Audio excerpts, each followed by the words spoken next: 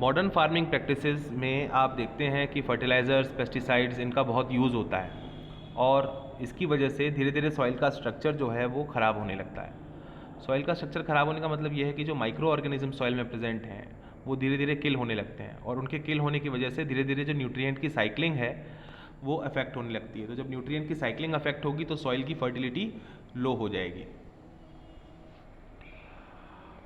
तो एक जो पेस्टिसाइड्स और इंसेक्टिसाइड्स हैं इनके यूज़ से होता क्या है कि जो अर्थवॉर्म्स हैं वो भी सारे मारे जाते हैं और जिसकी वजह से जो ह्यूमस है वो घट जाता है सॉइल में और ह्यूमस घटेगा तो सॉइल की फर्टिलिटी रिड्यूस हो जाएगी। So the fertile soil can be quickly turn to barren, यानी जो बंजर होने में उसको समय नहीं लगता है अगर हम ध्यान ना रखें और सस्टेनेबल प्रैक्टिसेस को फॉलो ना करें। सस्टेनेबल प्रैक्टिसेस वो प्रैक्टिसेस हैं जो इस बात को, ऐसी फार्मिंग आप करो जो लॉन्ग टर्म को ध्यान में रखते हुए आप कर रहे हो, लॉन्ग टर्म व्यू के हिसाब से, है ना। शॉर्ट टर्म गोल्स की वजह से नहीं, लॉन्ग टर्म गोल्स बनाइए और लंबे समय के लिए आप अपने खेत को बचा करके रखिए तो ठीक है। Removal of useful components from the soil and addition of other substances which adversely affect the fertility of soil and kill the diversity of organisms that live in it is called as soil pollution।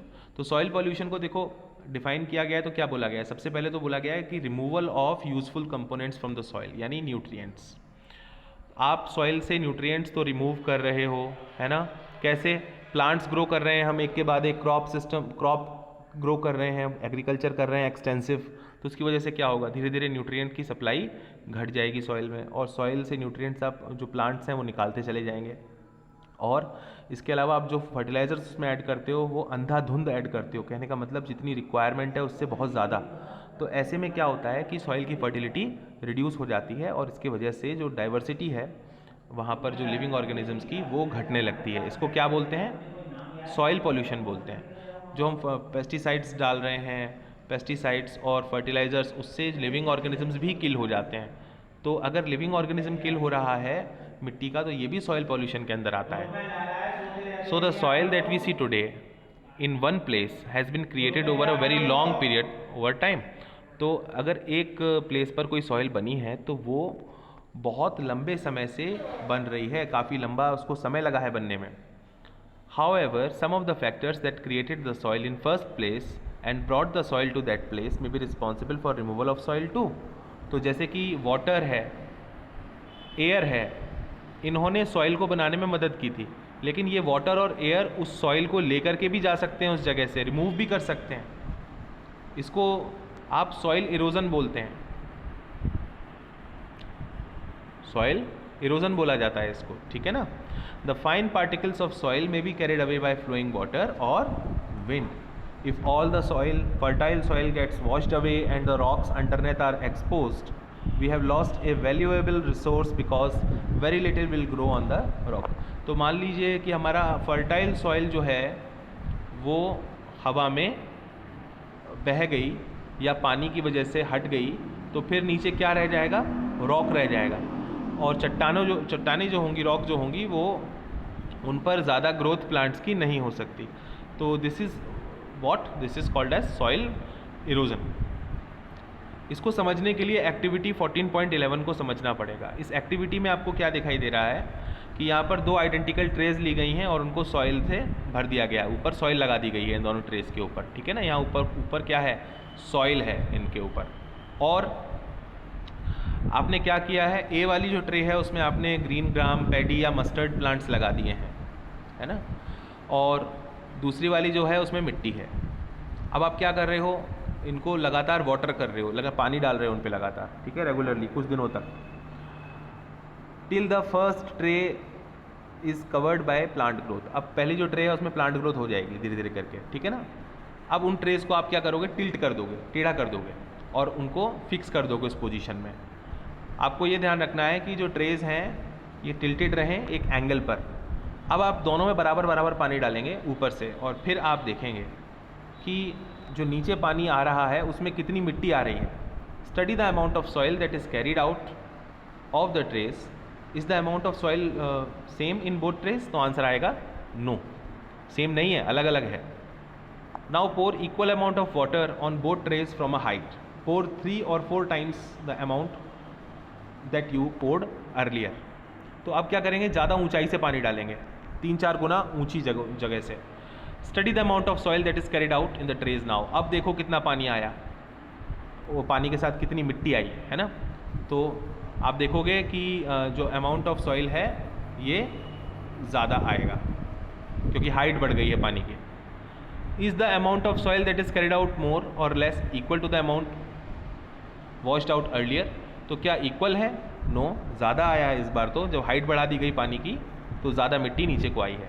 तो इस तरह से आप इसको देखेंगे। तो यहाँ पर देखिए, यहाँ पर लो सॉइल कलेक्ट होगा और यहाँ पर more amount will be collected.